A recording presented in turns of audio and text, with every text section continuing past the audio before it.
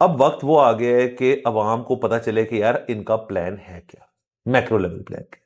ये जो अखबार के अंदर रोज इश्तिहार आता है ना, जी के फलाना हमने 4 डिजिट नंबर बना दिया है, उससे आपकी ज़िंदगी बेहतर हो जाएगी, या हमने रोटी इतनी की कर दी, अब हम ई बाइक्स दे रहे हैं, अभी हम एसी दे रहे हैं, अब हम सोलर पैनल दे रहे हैं, या हम पता नहीं को नई कनाल पे लाइटें लगा रहे हैं और क्या कर लेंगे। ये इससे कोई फर्क नहीं पड़ता लोगों को। ये पुरानी एक सोच है जिस तमाम गवर्नमेंट्स करते हैं यार, कि अवाम को ये चूरन जो है ना, ये बेची जाओ, वो इसी में फंसे रहेंगे, हम पीछे से ना छोटी छोटी चीजें करके ना ठीक कर लेंगे। नो।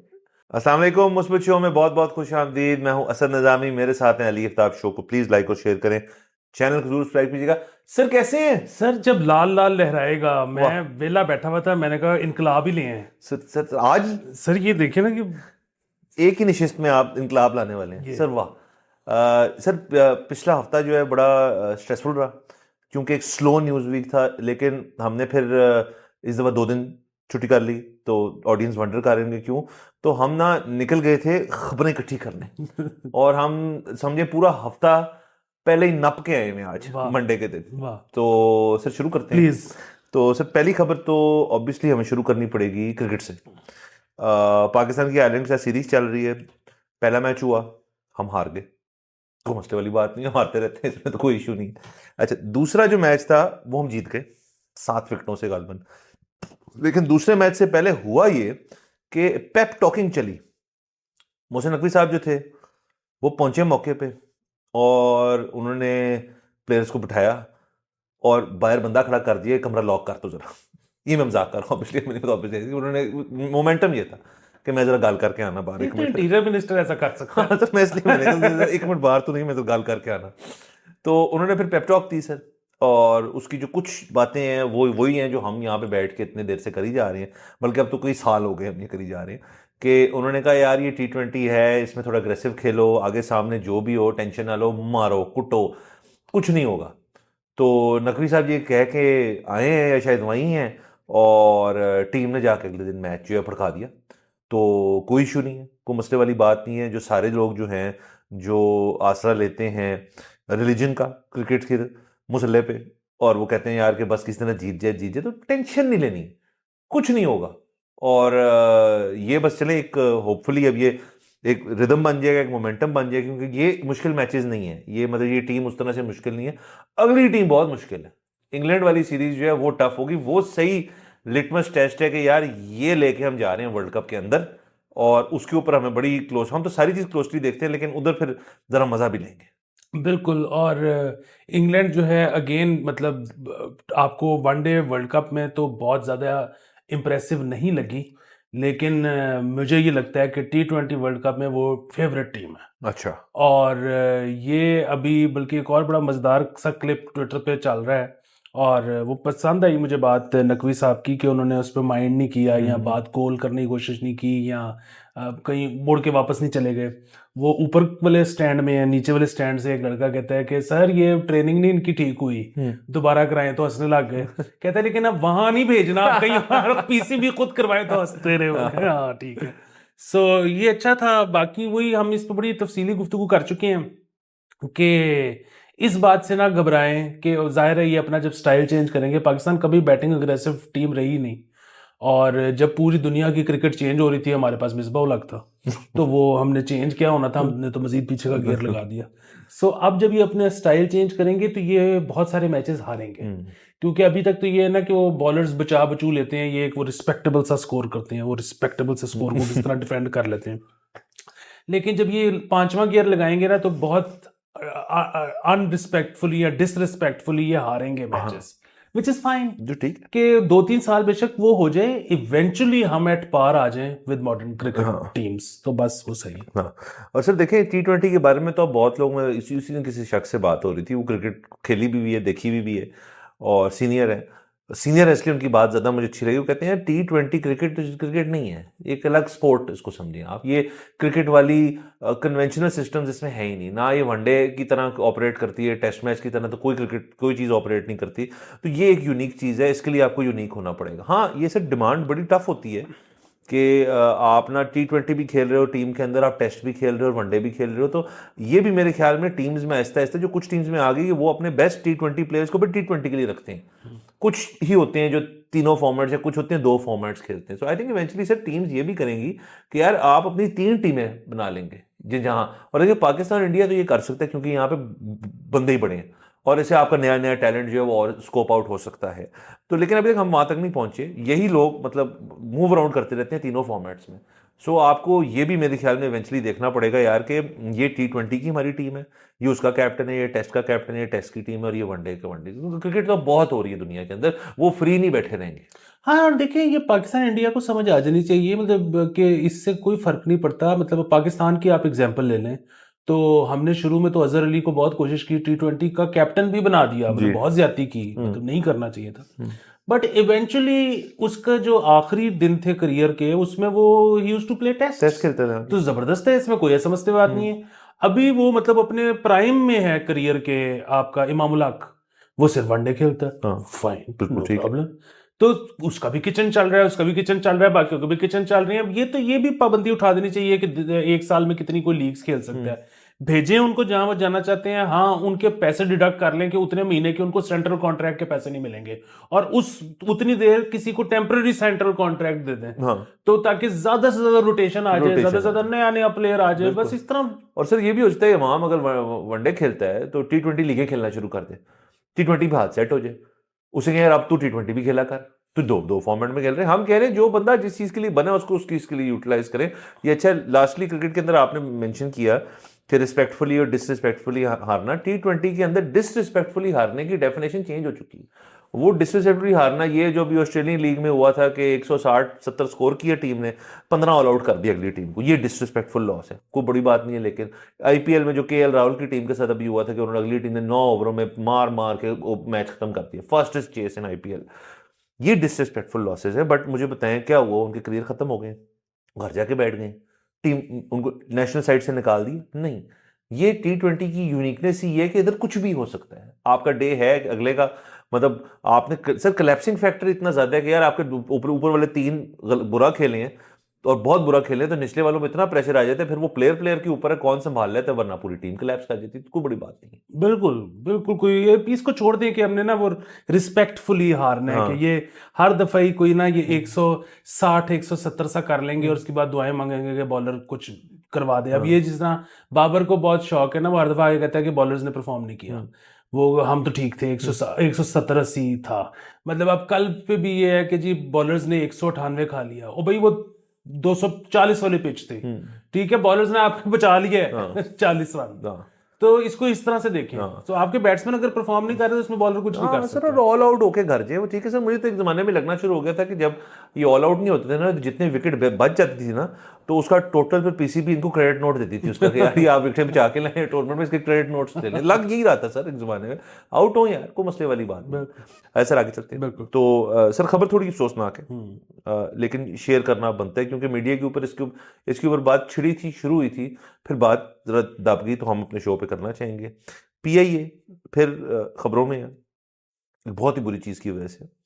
फ्लाइट थी PK451 इस्लामाबाद टू स्कर्दू, और उस पे एक 6 साल बच्चे की डेड बॉडी थी, मैयत थी, जो कि पेरेंट्स वापस अपने विलेज लेके जाना चाह रहे थे। उन्होंने फ्लाइट भी इसी वजह से ली थी कि 24 घंटे का जो सफ़र होता है वो ना तय करना पड़े, घंटे की फ़्लाइट होती है वो चल पड़ती है। वो फ्लाइट सुबह चलनी थी 9 बजे और कोई 10 साढ़े 10 बजे पहुंचनी थी स्कर्दू। अब हुआ ऐसे कि उनको कहा जी अब सुबह 6 बजे आ जाएंगे, बॉडी की प्रोसेसिंग होती है, पेपर वर्क होता है और पैसे पूसे देने होते हैं उसके, तो वो सारा कुछ सुबह 6 बजे करके पहुंच गए वो, और उन्होंने कहा जी कि अब तो थोड़ी देर में फ्लाइट है। सर फ्लाइट 4 घंटे डिले थी। एक तब की टेंशन एयरपोर्ट पे बैठे बैठे कि भाई वो बॉडी प्रोसेस होगी, अब किधर है, कहाँ है, किस कंडीशन में है। 1 बजे फ्लाइट चली, लैंड करते हैं, बॉडी लोड ही नहीं की। अब उसकी वालदा वहाँ पे बेहोश हो गई, सॉरी, बाप जो था वो रो रहा है, उनकी फैमिली भी आई हुई थी, उन्होंने एहतजाज किया, उन्होंने कहा ये क्या है, मजाक है, ये तो बिल्कुल ही मजाक हो गया ना।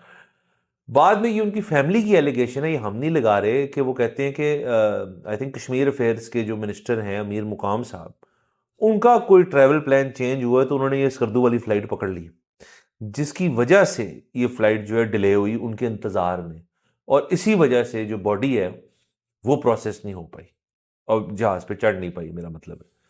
तो ये सर सारी कहानी है। अब इसके ऊपर जो है मतलब बंदा क्या कहे, किसको कहे। जाहिर है वो लोग इस तरह से ताकतवर नहीं होंगे कि वो जाके एहतजाज करें। और जो 24 घंटे वो बचाना चाह रहे थे, मेरे ख्याल में उससे कई ज़्यादा टाइम लग गया। अगर टाइम ना भी लगा तो टेंशन सोचें ज़िंदगी कितनी होगी। हाँ नहीं, और सकर्दू की रोज की तो शायद फ्लाइट ही नहीं है, हाँ। तो अब यहाँ तो वो डेड बॉडी किसी और फ्लाइट में आएगी हाँ। अगर तो कोई ऑपरेट करती है वहां हम्म। पे, और वरना फिर पता नहीं एक हफ्ते का वेट होगा, या फिर पता नहीं उसको किसी और तरह भेजा जाएगा। सो क्या होगा, ये बड़ा ही मसले वाली बात है, और इस पे हम वैसे तो बहुत तफसीली बात कर चुके हैं बहुत दफ़ा, लेकिन एक दफ़ा फिर शॉर्ट करके कर लेते हैं कि ये जो रूट्स हैं ये सारे जो प्राइवेट आपके एयरलाइंस हैं ये कवर कर लेंगी जब उनको पता होगा कि पीआईए नहीं उड़ रही। सो अभी मसला ये है कि बहरहाल यहाँ पे एयर ट्रैवल इतना महंगा है और पाकिस्तान इतना को गरीब मुल्क है कि यहाँ पे वो लोग जो कि जहाज से सफ़र करते हैं वो बहुत कम है। और यही तो एक वजह है कि ये कभी हो ही नहीं सकता कि कोई खुदा ना खास्ता पाकिस्तान में जहाज क्रैश करे और ये जो अमीरों की जो ये कम्युनिटी है इसमें उनके जानने वाले ना हों, क्योंकि वो सब एक दूसरे को जानते हैं, थोड़े से तो लोग जो जहाज से ट्रैवल करते हैं। सो जब पीआईए अगर अपने आप को ख़त्म कर देती है ना, बेसिकली मतलब सरकार पीआईए को ख़त्म कर देती है, तो ये थोड़ी होगा कि फिर लाहौर से स्कर्दू की या इस्लामाबाद से स्कर्दू की फ़्लाइट ख़त्म हो जाएगी, फिर कोई एयर ब्लू या सियाल या कुछ वो शुरू कर देंगे, वो खुद शुरू कर देंगे। सो इसको ख़त्म कर देना चाहिए। अगेन जब कोई प्राइवेटाइज, मतलब अभी जिस तरह ये बड़े अरसे से कह रहे हैं और अब इनको शायद 4 पार्टियां भी मिल गई हैं लोकल, आप ही नहीं बताया था, तो वो ठीक है, जब वो कमेंट्स करेंगे रिज्यूम करेंगे तो वो हो जाएगा। जहां तक बात है इस वक्त अगर हमें कोई पीआईए वाला सुन रहा है और उसको ये दुख है कि यार हम क्या बात कर रहे हैं, उसकी नौकरी चली जाएगी, तो बिल्कुल नहीं। सरकार ने कॉन्ट्रैक्ट किया था इनके साथ, जिनको पीआईए में हायर किया था, तो इनका सारी ज़िंदगी वो कॉन्ट्रैक्ट निभाना चाहिए, इनको जो है वो भी देनी चाहिए, पेंशन भी देनी चाहिए, सारा कुछ करना चाहिए। ये अगर बीच में कॉन्ट्रैक्ट ख़त्म कर देंगे तो कल से रियासत पे कौन यकीन करेगा। यहाँ पे बड़ी कैजुअली बात होती है डेट रिस्ट्रक्चरिंग की, तो और वो जी श्रीलंका ने कराया, हम भी करा लेते हैं ये वो अल्लाह ना करे वो कभी नौयत वो कभी मौका आए। उसकी वजह कि डेट रिस्ट्रक्चरिंग भी मतलब एक अच्छी टर्म है डिफ़ॉल्ट के लिए, और मतलब वैसे तो खैर हम टेक्निकली शायद डिफ़ॉल्ट कर भी चुके हुए हैं, लेकिन वो तो बिल्कुल आप खुले नंगे होके आ गए हो ना कि जी ऐ तो साढ़े को नहीं होंदा, हुण दसो फिर की करना है। तो वो फिर कहते हैं अच्छा फिर आप इसको यूं कर लें, तो ये तो अल्लाह ना करे कभी करना पड़े। तो इसी तरह ये जो है इन जो पीआई के एम्प्लॉयज़ हैं उनको तनख्वाहें भी दें, पेंशनें भी दें, लेकिन ये ऑपरेशंस ख़त्म कर दें। बाय द वे ये अभी यूरोप के कई ममालिक हैं जिन पे पीआईए ऑपरेट नहीं कर रही थी कुछ अरसे से, पाबंदियां थी। वो पाबंदियां किस वजह से थी मैंने वो नहीं देखा, लेकिन उनकी पाबंदी अब ख़त्म होने को जा रही है। लेकिन वो कितने अरसे लास्ट करेगी, क्योंकि इस तरह के ये जो लतीफ़े हैं ये लोकल तो नहीं है, बाहर भी होंगे। और ये इधर पता है क्यों, मतलब ये एक बहुत बड़ी डिबेट है कि सरकार को कारोबार करना चाहिए या नहीं करना चाहिए। मैं जो है ना, मतलब अगर वैसे बात की जाए तो मैं इसके खिलाफ नहीं हूँ, सरकार करे। मतलब को रशिया की जितनी हमें बुरी एग्जांपल बताई और सुनाई जाती है उतनी है नहीं है। मतलब जिस दौर में ये चलाते थे, सारे रियासती ओन्ड होते थे कारोबार, तो वो उस दौर में रशिया ने काफ़ी तरक्की की है। लेकिन और वैसे भी अमेरिका में ठीक है जी कि वो जो दीगर कैपिटलिस्ट सोसाइटीज़ हैं वो उनका ये मानना है कि रियासत को बिल्कुल इस तरह की कोई चीज़ नहीं करनी चाहिए। लेकिन अमेरिका में जब ये कोलैप्स करती हैं तो फिर उसके बाद बेल आउट तो सरकार ही देती है, तो सरकार कर ले, वो कोई मसला नहीं है। लेकिन पाकिस्तान की जब बात होगी ना तो फिर मैं कन्विंस्ड हूँ कि पाकिस्तान में सरकार को कोई काम करने की इजाज़त नहीं होनी चाहिए। उसकी वजह ये है कि यहाँ वैसे ही रियासत ने, मतलब वो मौलवियों के थ्रू, मौलवियों वो लोगों को पीस में रखने के लिए कि कोई अपराइजिंग ना हो, कोई अपने हकूक ना मांगे, कोई किसी किस्म का शोर ना उठे, तो वो मौलवियों के थ्रू इतना इंस्टिल करवा दिया ना लोगों के अंदर कि जी सब्र करो, शुक्र करो, ये तुम अगर गरीब हो, तुम्हारी अगर नाहक जान जा रही है तो इसमें हुक्मरानों का कोई कसूर नहीं है, ये कुदरत का निज़ाम है, ये अल्लाह की आजमाइश है और तुम्हें इसका अजर बाद में मिलेगा। यहाँ पे तुमने बिल्कुल अपने से नीचे देखो और चुप करके रहो, धीमे रहो। और उससे बड़ी चीज़ जो इन्होंने वो करवा दी कि तुम्हारा कारोबार में लॉस हो जाए तो किसी का नुकसान नहीं है, ये तो किस्मत है। अच्छा, इसी तरह तुम अगर ज़्यादा कमा रहे हो, क्योंकि फिर इन्होंने यहाँ पे कारोबारी कौन तरक्की करता है या नौकरी में भी कौन तरक्की करता है, वो थोड़ी जो काबिल होता है, वो जिसको रियासती सरपरस्ती हासिल होती है, ठीक है। सो ये अपने बंदों को उठा उठा के वो करते हैं। तो इन्होंने मौलवियों के थ्रू ही वो भी करवाया कि जी आप अगर कामयाब भी होते हो तो इसमें आपका कोई कमाल नहीं है, वो तो किस्मत है। तो आप बेसिकली मेहनत करो ना करो, इससे कोई फर्क ही नहीं पड़ता। आपकी नौकरी चली जाए, आपको किस्मत होगी अगले दिन नहीं मिल जाएगी, और नई किस्मत होगी तो 6 साल नहीं नहीं मिलेगी। इसमें इसका कोई किरदार ही नहीं है कि आपका वर्क एथिक कैसे है। सो ये सारा इतना ज्यादा करवा दिया कि यहाँ तो प्राइवेट सेक्टर भी, मतलब जहां पे कोई सेठ है या जहां पे कोई कॉर्पोरेट कल्चर है, फायर होने का डर है आपको, फायर होने का डर है, आंसरेबल हो, वो नहीं इंश्योर करवा सकते कि एम्प्लॉय काम करे। तो सरकार एम्प्लॉय से काम करवा ले जहां पे आप फायर भी नहीं हो सकते, तो हो ही नहीं सकता। सो पाकिस्तान में तो ये नहीं चल सकता सर, नहीं हो सकता। और देखिए ना, अकाउंटेबिलिटी जो है वो प्राइवेट सेक्टर से ज्यादा मुअज़्ज़म ममालिक में पब्लिक सेक्टर पे होती है। कि जी वो उस दिन हमारे दोस्त आए हुए थे, उज़ैर यूनुस साहब, तो वो इस मुल्क में नहीं रहते, अमेरिका में रहते हैं। तो वो बड़ी ज़बरदस्त जो बातें कर रहे थे, लेकिन आपको मुझे समझ नहीं आ रही थी वो बातें। वो कह रहे थे यार मेरे घर में गली में मेरी पीछे वहाँ कूड़ा अगर पड़ा रह जाए ना, तो मैंने जाके अपने काउंसिल का जो मुतलका नुमाइंदा है उनके पास जाना है, उनको कहना है यार कि ये ठीक करवाओ, ये सही कर, साफ करवाओ ये, और मेरी कंप्लेन ऑनलाइन जाएगी, और उसके बाद कुछ देर बाद वहाँ पे कोई बंदा आएगा और उसको साफ करके जाएगा। उसकी वजह ये है कि मैंने उन्हें मेरे से वोट लेना है, जो काउंसिल वुमन है या काउंसिल जो भी है, उन्होंने वोट लेना है उससे और वो अकाउंटेबल नहीं है। जाहिर है कि अगले वो बंदा कहेगा यार मेरा वोट आपके साथ नहीं, क्योंकि आपने मेरी बात नहीं सुनी। इधर तो एमएनए या एमपीए बनना एक प्रिविलेज के तौर पे देखा जाता है कि यार क्योंकि मेरा दादा था और मेरा बाप था, तो अब मैं भी हूंगा। मेरे दादे ने भी कोई काम नहीं किया, मेरे बाप ने भी उसके लिए काम नहीं किया हल्के के लिए, और मैं भी नहीं करूंगा। मैं जनरलाइज नहीं कर रहा, बहुत सारी जगह होता है, बहुत सारी जगह काम भी किया जाता है, फंड्स वो मंगवाते हैं, लेते हैं फेडरल से और काम भी करते हैं, क्योंकि उनको पता होता है कि यार हमारा इतना स्ट्रांग नहीं है। लेकिन ऐसे जगहों पर जब उनको पता है यार कि मेरी पिछली 5 तो वोट लेके दी, अगली 5 को भी इन्होंने वोट देते रहना है, कोई मसले वाली बात नहीं, उसको क्या मोटिवेशन होगी काम करने की। तो सर ये आप इसमें ऐड कर लें, एक तो प्राइवेट सेक्टर, एक पब्लिक सेक्टर, और एक सियासी निजाम भी हमारा इस किस्म का, किसी को काम करने का इतना शौक नहीं है। सर वो भी। अब फिर देखिए उसमें सियासी निज़ाम के ऊपर एक चीज़ और ऐड कर लें जो मेरे ख्याल में सियासी निज़ाम को भी ठीक चलने नहीं देता, और वो हैं सरकारी नौकरी वाले, जो कि जिनके बगैर फाइल हिलती नहीं है, और जिनके मतलब जो बराह रास्त, ऐसे भी हैं जो बराह रास्त सिस्टम में नहीं है लेकिन ऊपर से सुपरवाइज करते हैं, वो भी हिस्से हैं। प्रॉब्लम ये है कि मैं मतलब हम ना सुन के, कभी ये हो ना हो ये एक अलग चीज है, लेकिन कभी हम सुने अगर ये बात, तो हमारा जहन इसको एक्सेप्ट कर सकता है कि जी इस दफा मरियम नवाज ने ये सोचा है, या इस दफा बुजदार ने ये सोचा है, या इस दफा मुराद अली शाह ने ये सोचा है कि यार इस टर्म में ना बहुत काम करना है, इस टर्म में ना यार करप्शन ना करनी है ना होने देनी है, काम करना है, बस इस टर्म में काम करना है। अच्छा, वो हम इसलिए मान सकते हैं क्योंकि हमारा दिमाग फौरन उसी तरफ जाएगा कि कह रहे हैं कि यार इस दफा ना वोट सही नहीं आए, लेकिन हम पावर में आ गए हैं, इस दफा पूरी मेहनत कर लो, अगली दफा हम आएंगे सही वोटों के साथ, फिर करप्शन भी कर लेंगे, दोस्तों को भी नवाज लेंगे, ये भी कर लेंगे, वो भी कर लेंगे। अच्छा, प्रॉब्लम ये है कि ये जो है ना अपॉर्चुनिटी, ये सिर्फ सियासतदान के पास है कि इस दफा नहीं करते अगली दफा कर लेंगे। जिस बंदे ने 3 साल बाद रिटायर हो जाना है ना, उसके पास ये लिबर्टी नहीं है। वो कहते भाई जी जो होने हुए होने हैं, 3 साल बाद तुम्हें जा रहे हैं। हाँ, तो वो ये सिस्टम नहीं चल सकता। ये सरकारी नौकरियों वाला जो सारा मसला ना, सर मैं आपको एक पुराना किस्सा बता दूं, वो सारी इस चीज़ को बांध लेगा।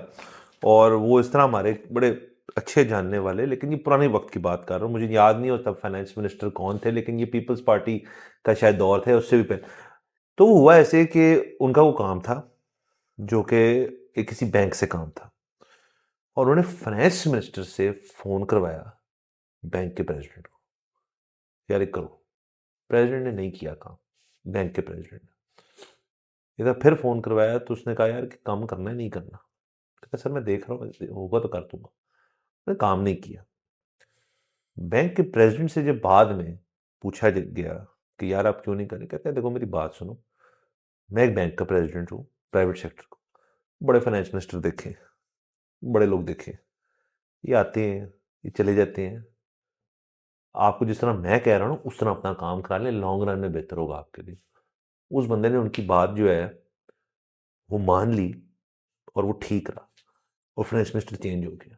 यानी कि प्राइवेट सेक्टर को भी पता है कि यार काम जो है ना गवर्नमेंट में वो होता है ब्यूरोक्रेटिक लेवल पे, ये मिनिस्टर्स तो आने जाने वाली चीज़ होती। तो सर बस ये सिंपल सी हमारी एक मिसाल है हमारे मुल्क के अंदर कि भाई जो ब्यूरोक्रेसी है ना, सारा काम उसने करना है। आपको उससे बना के रखनी है क्योंकि मिनिस्टर तो चेंज होते रहेंगे, नीचे स्टाफ जो है ना वो सेम रहेगा। आप इंफॉर्मेशन डिपार्टमेंट में लिख रहे हैं जो पीआईए होता है या पीआईडी डिपार्टमेंट में होते हैं, ब्रॉडकास्टिंग और जो भी पैमरा शैमरा, वो सब वही रहते हैं। ऊपर इंफॉर्मेशन मिनिस्टर चेंज होता रहता है। मैं यकीन से कह सकता हूँ जो कैरा साहब के ज़माने में कुछ सेक्रेटरी था ना, वो आज तरक्की करके कोई पीआईओ टाइप बना होगा। ऐसे ही होता है। तो आपने बनानी किससे? आपने उस बंदे से बनानी। मिनिस्टर से बना के आपको कुछ नहीं मिलना। ये मैं लोगों का असल माइंडसेट चेंज कर रहा हूँ। अगर आप वो काम है ना तो काम उधर से आपका निकलेगा, सही अगर काम होगा। हाँ, मिनिस्टर साहब जो है ना उनकी कभी कभार सेक्रेटरी साहब ही कहते हैं सर देखने हैं लोग। ऐसे ही चलता है। हाँ, ये बिल्कुल बिल्कुल मैं आपसे एग्री करता हूँ। तो सर बाकी आपने प्राइवेटाइजेशन का जिक्र कर दिया पीआईए की हद तक, तो उसके अंदर भी खबर है हमारे पास।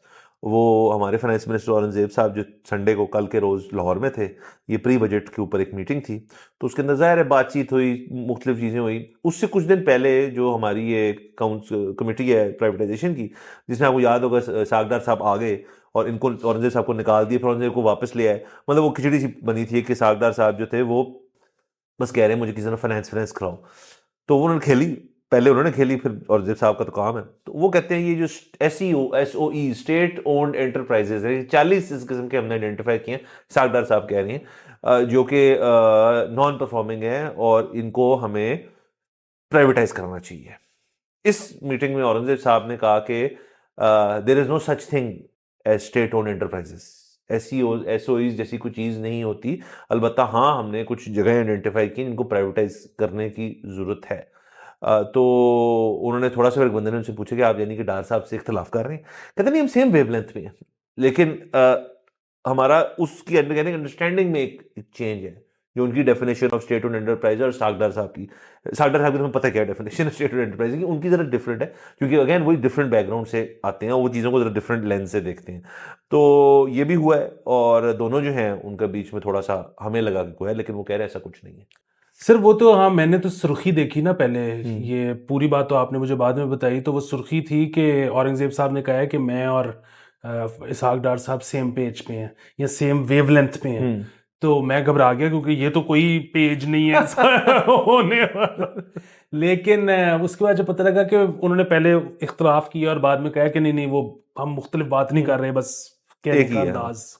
अच्छा, सो वो वही है कि इसहाक डार साहब जो हैं उन्होंने तो ऐसे मौके पे पता नहीं क्या करना था या वो अभी भी क्या करना चाहते हैं। बुनियादी बात ये है कि इन्वेस्टमेंट जो है ना, मतलब सारे यही कह रहे हैं, हम उस दिन भी यही बात करते हैं कि इन्वेस्टमेंट आनी है, इसलिए एसआईएफसी बना या एसआईएफसी बना तो इन्वेस्टमेंट आ रही है वाली जो है ना, ये हमेशा रहेगी। जी। आप फैसला कर लें। बुनियादी बात ये है कि पाकिस्तान पहले अपने ब्लू चिप्स वगैरह नहीं बेचना चाहता था, मतलब प्राइवेटाइज उसमें कुछ शराकतदारी नहीं चाहता था। अब मजबूरी है, उन्होंने कहा ओके, तो अब इन्वेस्टमेंट आ रही है। तो उस पे जाहिर है डार साहब का वो हो सकता था कि ये हमने करना और वो नहीं करना। उन्होंने कहा औरंगजेब साहब ने कि नहीं जी, बस जहां आ रहे हैं पैसे पकड़ें और आगे चलें। हम जाहिर है औरंगजेब साहब के साथ हैं। अगेन कोई और मुल्क होता, हम किसी और मुल्क के शहरी होते, उसके कोई और मारूजी हालात होते तो हम कुछ और प्लानिंग कर रहे होते। लेकिन यहाँ पे जो हमने देखा है फिलहाल, we need to buy time. और हम इस वक्त, मुझे ना, मैं को मारे मईशत तो हूँ नहीं, लेकिन मुझे और आपको एक चीज़ का पता है और वो ये है कि इस वक्त पाकिस्तान के मसाइल के बारे में अगर कोई कुछ भी यूं कर देना कि यूं करके यूं करो तो सही हो जाएगा, हम तो अभी पहले टाइम बाय करें, फिर उन 5-6 सालों में सरकार हमें कोई इजाज़त दे दे कोई बहुत ज़्यादा सही डाटा कलेक्ट करने की, फिर कोई जाके हम इस सिचुएशन में आएंगे कि फिर ये फैसला हो सके कि अच्छा यूं यूं करें तो फिर यूं हो सकता है। सो ये अभी मेरे, ये बिल्कुल ठीक है, टाइम बाय करने वाली ज़रूरत है। जो बिकता है बेच दो, 6-8 साल किसी तरह पैदा करो अपने लिए, फिर सोचते हैं क्या करना है। बाकी इसमें आपने वो खबर सुन ली होगी कि वो एमबीएस वाली भी जी वो नहीं आ रहे। वो नहीं आ रहे अगेन। वो तो मतलब आए ना आए, अब उसके पीछे जितनी भी ये शुरू हो गई हैं उसके पीछे 25 अब कंस्पिरेसी थ्योरीज आ गई हैं, लेकिन हम उसमें नहीं पढ़ते। बुनियादी बात तो ये है कि वो पैसे आ रहे हैं कि नहीं आ रहे। Yes. जो अभी वो फाइनेंशियल लेके आए थे यहाँ पे, जो विजिट करवाया था, अगेन बात ये है कि मेरे ख्याल में तो ये भी मुस्बत खबर है, अगर वो पैसे नहीं भी आ रहे तो भी मुस्बत है। और वो सिर्फ मुस्बत इस तरह से है कि अगर तो वो जो उन्होंने ब्लू चिप्स में करनी है, जो प्रॉफिटेबल चीज़ों में करनी है, वो तो ठीक है, वो करें। उसके अलावा अगर पैसे आ रहे हैं तो क्यों आ रहे हैं? क्योंकि फिर हमारे साथ तो शेयर नहीं ना किया गया कि क्यों आ रहे हैं। और आपको पता है कि ट्रांसपेरेंसी के बगैर यहाँ पे जब भी पैसे आए हैं उसका खुमियाजा फिर बाद में अवाम ने जी। उठाया है। तो इस तरह तो पैसे आने ही नहीं चाहिए। हम्म। और बुनियादी बात ये है कि यहाँ पे ना कुछ लफ्ज़ इस्तेमाल होते हैं बड़ी गैर ज़रूरी से, और वो जो है ना, मेरा फेवरेट शो मैं बड़ी दफ़ा पहले भी कह चुका हूँ, वो है रेक, RAKE, जी जी। ऑस्ट्रेलियन शो है। उसका एक एपिसोड है, उसमें वो कहता है कि ये डेवलपमेंटल सेक्टर की जो मीटिंग्स होती हैं ना, इसमें कुछ 40-50 लफ्ज़ हैं जो बार बार इस्तेमाल किए जाते हैं, जिनका आपस में जोड़ के हर मतलब कोई नहीं निकलता, लेकिन सब इस्तेमाल कर रहे होते हैं। सो वही ना यहाँ पे भी होता है कि उधर जी आजकल ना स्टेबिलिटी क्योंकि गवर्नमेंट में आ गई है, तो इसलिए स्टेबिलिटी की वजह से इन्वेस्टमेंट आ रही है। भाई क्या स्टेबिलिटी, क्या हुआ है? ठीक है, वो जो नहीं इमरान खान अंदर है ना, तो अब स्टेबल लग रही है गवर्नमेंट जान। यार मुझे बताएं, एक प्राइवेट इन्वेस्टर है, आप हैं, ठीक है, आपके पास आपको दो अपॉर्चुनिटीज नजर आई हैं, एक घाना में है और एक तंजानिया में है। वो घाना में पता ये लग रहा है कि जी पॉलिटिकल स्टेबिलिटी नहीं है और हुकूमतें आ जा रही हैं, लेकिन आप रिपाट्रिएशन कर सकते हैं, आपके प्रॉफिट्स हैं, आप बाहर निकाल लें, आपने वैसे इन्वेस्टमेंट अपनी पुल करनी है, आप कर लें, पैसे लाने ले जाने में कोई प्रॉब्लम नहीं है। वो जी तंजानिया है, पॉलिटिकल स्टेबिलिटी बड़ी है लेकिन पैसे नहीं आपके वो बाहर आने देंगे। आप कहाँ जाएंगे? आप इंस्टेबिलिटी की तरफ जाएंगे कि यार मैं जब चाहूँ पैसे से। यहाँ पे अभी क्या मिसालें आई हैं रिपाट्रिएशन की कि जी वो पैसे अगले ने मांगे हैं तो यूं करके बाहर चले नहीं, गए। बाहर तो जा ही नहीं सकते सर, पैसे स्टेट बैंक ऐसे बैठा हुआ ऊपर के, यार कुछ कटना नहीं बाहर। तो फिर स्टेबिलिटी का इन्वेस्टर ने अचार डालना है। सर मैं बताता हूँ आपको, तासुर है स्टेबिलिटी का सर, स्टेबिलिटी है नहीं, इट फील्स लाइक स्टेबिलिटी है। तो यही बात है, ये सारे जो है ना ये आप सर असल में क्या पता क्या रहे हैं स्टेबिलिटी की पॉइंट ऑफ व्यू से, वो जो स्टेट बैंक ने अच्छा काम किया, हमें स्टेट बैंक ने जो अच्छा काम किया हमें मानना पड़ेगा। स्टेट बैंक ने जो मॉपिंग अप की है, जो करेंसी को उन्होंने थोड़ा सा एक जगह रखा हुआ है, जो आपके स्मगलिंग रूट्स के ऊपर उन्होंने किया है, जो ऊपर से मॉपिंग अप की है, उससे बेसिकली आपका रिजर्व बढ़ गया है। आप मेरे ख्याल में 9 पे खड़े हैं, 9 समथिंग पे खड़े हैं। लेकिन मसला ये कि 9 जो है ना, ये आधी बात है। पूरी बात ये है कि 9 अगर है तो मेरे ख्याल में महीने डेढ़ में 12 दिन है, पूरे साल में शायद 26 दिन है। तो वो 9 जो है वो फिर ना बड़ा छोटा लगना शुरू हो जाता है, बड़ा अकेला लगना शुरू हो जाता है आपको, यार कि 9 है तो सही। वो असल में सर जब सिचुएशन ऐसी हो ना कि आप बिल्कुल जीरो से अब 9 पे आ गए हैं, हम तो खत्म हो गए थे ना, तो वो बहुत अच्छा लगता है कि यार चलो things are getting better. But उसको अगर आप ब्रॉडर कॉन्टेक्स्ट में देखें ना, तो things are very slowly somewhat getting better, yes, एक हद तक बनिस्बत पहले कुछ जो महीनों से साल से चल रहा था। इसका ये मतलब नहीं है कि आप अब ठीक हो गए, तो ये कहना बंद करें सर। और आप MBS वाली, आपने भी, मुझे एक चीज़ याद आ गई, वो बड़े जो होते हैं ना हमारे, आप जब आप बड़े हो जाते हो, आप यूनिवर्सिटी से कर लेते हो कि बेटा अब क्या करना है आपने, मुझे नहीं पता। कहते हैं वो मेरा दोस्त है, वो बड़ा ना कामयाब और काबिल शख्स है, उसके पास उसके दफ्तर चले जाना, मैंने टाइम ले लिया, जाके बैठ के बात कर लेना। आप उससे बात करते हो तो आपको कुछ समझ नहीं आती, वो बंदा आपको मतलब लगता है ये तो फारग है बिल्कुल बंदा। आप घर जाते हो और अब अपने वाले साहब को जो कहते हैं बंदा बिल्कुल फारग है, आपने किसके यहाँ भेज दिया मुझे।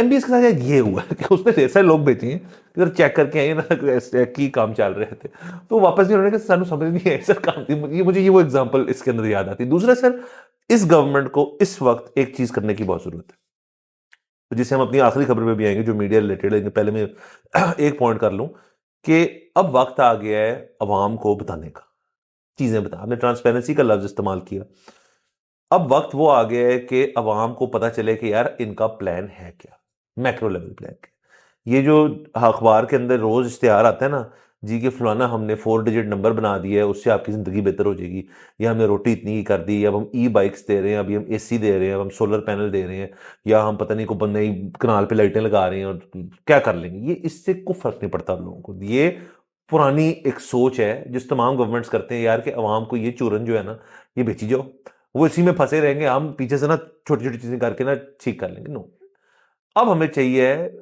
मीडिया की रिस्पॉन्सिबिलिटी, आपकी मेरी जिम्मेदारी है कि, और हमें पता चलेगा तो आगे हम बताएंगे कि यार 5 नहीं 10 ईयर प्लान क्या है, 15 ईयर प्लान क्या है, क्योंकि ये 5 साल वाली तो गेम है नहीं भाई, लॉन्ग टर्म। अब जो इंसान है, जो शख्स है, जो मीडिया को कंज्यूम करता है, उसकी डाइट के अंदर पहले शायद सिर्फ एंटरटेनमेंट होती थी, फिर हम पॉलिटिकली अवेयर हो गए, एक हैसियत एक कौम, अब पॉलिटिकल उसके अंदर डेटा है, फिर हम इकोनॉमी होना शुरू होगी।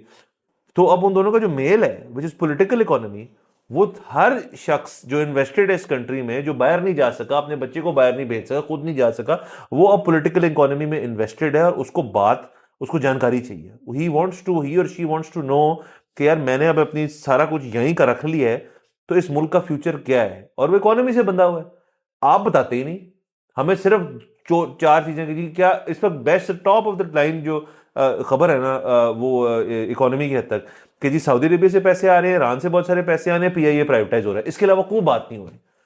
और स्टेट बैंक के बाद 9 बिलियन का रिजर्व है, इससे मैं क्या करूं? तो इससे तो मेरा दिन नहीं कटता ना सर। तो उस डाइट को रियलाइज करें और उसके अंदर इजाफा करें सही कंटेंट का, जो असलियत है।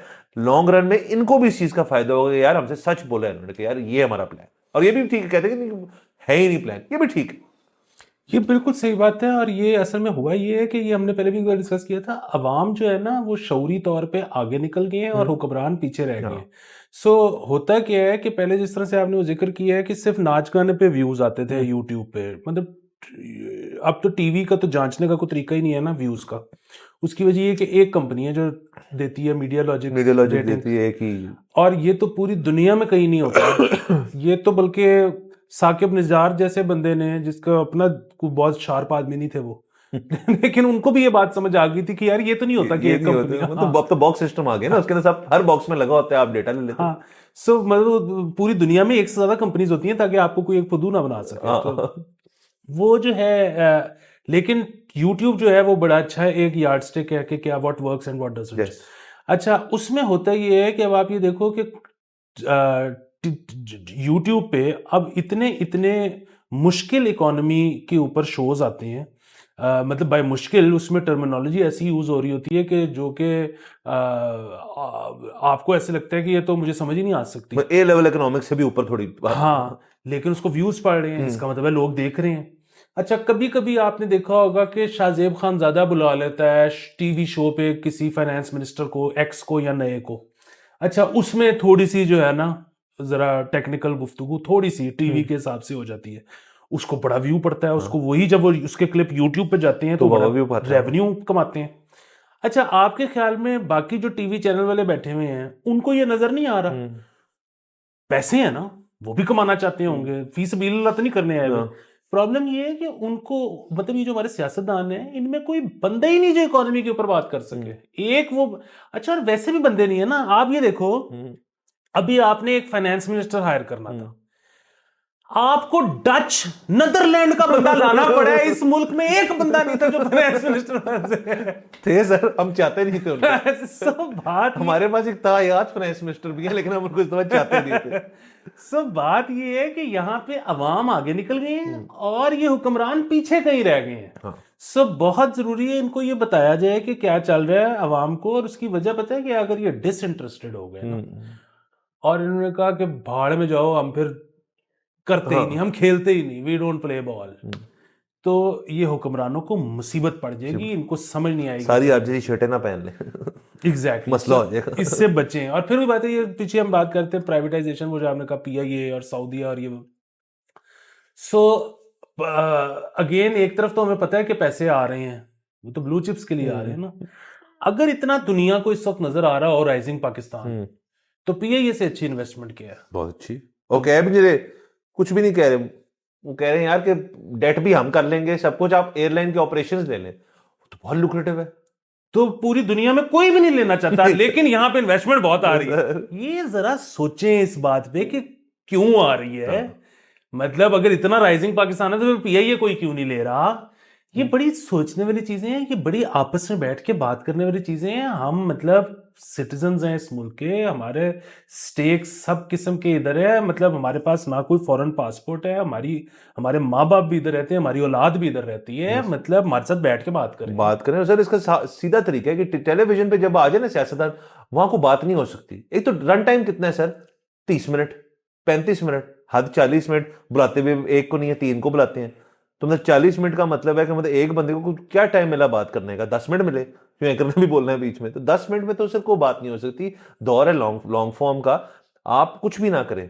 मैं कहता हूं ये इमरान खान साहब ने अच्छा रिवाज रखा था, जैसे VONC हुआ वो पॉडकास्ट पे जाके बैठ, वो पॉडकास्ट जैसा भी था उसकी बात नहीं, गए तो सही ना, आप हुकूमत में रहते हुए आप कहें यार ये जो पॉडकास्टर्स हैं ना, जरा इनके पास हमें बुलाओ ना, जरा सा हम भी तैयारी करके आते हैं ऐसी की तैसी तुम्हारी। सर फिर हम भी रिस्पेक्ट करें ना यार कि हाँ जवाब दिए, बैठे हमारे साथ बात करें हमसे। सर मैं जाहिर है अब टीवी देखता नहीं और आप भी ज्यादा नहीं देखते, किसी और को ही बताना पड़ेगा। मेरा तो ये ख्याल है कि जब से ये नई हुकूमत आई है, प्राइम मिनिस्टर ऑफ पाकिस्तान ने अभी तक पीटीवी पे भी आके एक दफा भी खिताब नहीं किया कि जी मैं आपका नया प्राइम मिनिस्टर हूं। और सर नहीं किया क्योंकि सर जब जब जब जब मेरे अजीज हम वतनों है ना, वो हम जरूर देखते हैं क्योंकि बड़ी उसकी सर वो एक ना वो मेंटली हुआ है यार कि जब ये जुमला बोला जाए तो टीवी देखो, कुछ गाल होने लगी है। और असल में सर हमारी आदतें बिखरी हुई हैं, खान साहब तो रोज आ जाते थे, तो ये भी है। तो चले वो अपनी जगह बात है, मैंने आपको शुरू किया था ये टॉपिक, वो तो चले सर बिल्कुल आप ठीक फरमा रहे हैं, और मैं भी यही इसी चीज के हक में हूँ कि यार थोड़ा अपने ब्रॉडन करें, अपनी विजन को थोड़ा सा देखें कि मीडिया बात किसकी सुनी जा रही है, कहां पे, be part of that conversation, और हमें बताएं क्या होने लगा आगे। ये काम है ना, इसलिए सर आप और मैं सुबह सुबह उठ के वोट डालने गए थे ना कि हमसे बात करें। आपको कितना शौक है सर लोगों से बातें करें, वो भी कर ले। ऐसा आखिरी खबर में करता जाऊं प्लीज। और ये खबर है, ये आज के रोज या इसी हफ्ते के रोज पंजाब असेंबली के अंदर एक बिल पेश होने लगा है, जो कि पास हो जाएगा जाहिर है, क्योंकि सब वो पास होने के लिए आए हैं वहां पे। डेफेमेशन ऑर्डिनेंस जो है ना, एक नया आने लगा है। वाह। हमने पिछले हफ्ते बात की थी डीआरपीए की, डिजिटल राइट प्रोटेक्शन एजेंसी, वो एक अलग चीज है, वो फेडरल लेवल की चीज है। ये सिर्फ पंजाब के सूबे में एक डेफेमेशन का नया ऑर्डिनेंस आने लगा है, जिसके अंदर उसको एक सिविल नौयत के केस की तरह डेफेमेशन केसेस को हेयर किया जाएगा, स्पेशल कोर्ट्स बनेंगी, स्पेशल जजेस होंगे, वकला वहां जाके केस सुनेंगे, 3 दिन में आपकी पेशी की आपको डेट मिलेगी, उसके बाद जल्द से जल्द वो मुकाए जाएंगे। अच्छा, अच्छी लग। मसला ये है कि जो पिछले दो है ना डेफेमेशन के जो लॉ, मतलब एक सिविल डेफेमेशन का है वो चल रहा है, ये एक और सिविल हो गया, और जो क्रिमिनल डेफेमेशन का है वो सो 3 अब कानून होंगे डेफेमेशन के पंजाब में। पंजाब होने लगे डेफेमेशन क्यूब्ड और इसकी समझ नहीं आई। ये बेसिकली अज़मा बुखारी साहब इस चीज को अगर बता चुकी हैं, या जब तक हम रिकॉर्ड करें शायद उन्होंने बता दी होगी, बता भी देंगी कि ये कानून वो लेकर आ रहे हैं। हो सकता है ना भी बताया हो, हम ये ब्रेक कर हाँ ये ब्रेक कर रहे हैं, हम बहरहाल ब्रेक कर रहे हैं कि ये पंजाब गवर्नमेंट, ये वाली पंजाब गवर्नमेंट ये करने को जा रही है। तो सर ये वही है, ये डीआरपी है, ये पीका हो, ये डेफेमेशन ऑर्डिनेंस पंजाब का हो, ये सिंध में भी इसको रेप्लिकेट कर लेंगे, ये केपी में भी कर लेंगे। बेसिकली चीज़ें जो हैं वो इसी तरफ जा रही हैं कि यार मजलिंग जो है ना आवाज़ की, आपकी मेरी और ये जो यूट्यूबर्स हैं और बाकी हैं, उसके ऊपर किसी तरह दबाव डालो, उसको पकड़ो। तो सर देखे ना ये अब होना शुरू हो जाएगा कि जी चैनल पे बोला आपने कुछ, यूट्यूब पे बोला कुछ, अखबार में लिखा है कुछ, ट्वीट कर दिए कुछ, क्योंकि वो तो लाइबल में आती है ना ट्वीट टेक्निकली, आ जाओ जी केस किया किसी ने आप पे, वही वही सर शहरी जो है ना वो करेगा आप पे केस, 3 दिन में आपकी तारीख लगेगी और आपके लगेंगे चक्कर। तो ये वो करने को जा रहे हैं। अब आप बता दें क्या करना है इसके बारे में। सर मुझे लग रहा है कि पेशावर में रियल एस्टेट महंगी होनी सर, क्योंकि वहां पे अब मेरे ख्याल में हम एक एक प्लॉट लेके घर बनाए सर और फिर उसमें साथ ये भी है कि किस तरह डोमिसाइल अगर पेशावर का हो जाए हमारा कि जी हमारे पे ये कानून लागू ही नहीं होता। अच्छा, और अगर वो भी नहीं ना होता तो फिर हम ऐसा करते हैं कि बस पेशावर शिफ्ट होके ना वहां पे हमने करना है कोई गैर कानूनी काम, सर वहां पे हमारे पे चल जाए एक केस, तो यानी कि पेशावर हाई कोर्ट एक लेटर इशू करे लाहौर हाई कोर्ट को कि ये क्योंकि पेशावर हाई कोर्ट में इस पे केस चल रहा है, ये बंदा लाहौर हाई कोर्ट में ए बंदा ठीक नहीं है। और सर एक और इसका एडिट बेनिफिट बता दूं, जी। अगर इस सारे से हम किसी तरह बचे रहें और कोई कहते आपको सैर करा के लाते हो, वो हम कहेंगे हमारा घर है वहां पे हम वहीं चलते हैं यार, वहीं रहेंगे आराम से, बातें हम वहीं इजी हो जाएंगे सर। तो ये सर डबल फायदा होता है ना, डबल फायदा। फिर ये इसमें सिंध भी जाया जा सकता है, इस्लामाबाद नहीं हो सकता नहीं क्योंकि सर सिंध नहीं जाना, सर सिंध नहीं जाना। अच्छा सिंध नहीं। सर ऊपर चले सिंध मेरा नहीं जाना सर। सर इस्लामाबाद में ये है कि इतना ज्यादा महंगा हो गया ना, हम घर खरीद सकते हैं ना किराए पे ले सकते नहीं सर आप आ रहा तब तो हम जा सकते हैं, वहां से होते चले जाएंगे। हैं। तो बस ये फिर बस सर अब जरा ना प्लॉट श्लॉट ढूंढे। सर ठीक है सर, बहरहाल मुबारक हो, ये जब हो जाएगा सब कुछ तो इसका नाम हमने रख दिया अपने शो पे डेफेमेशन क्यूब्ड। ठीक है सर, बहरहाल सर काफी बातें होगी, मेरे ख्याल में इजाजत लेते हैं। नेक्स्ट एपिसोड में आपसे इंशाल्लाह फिर मुलाकात होगी। खुदा हाफिज।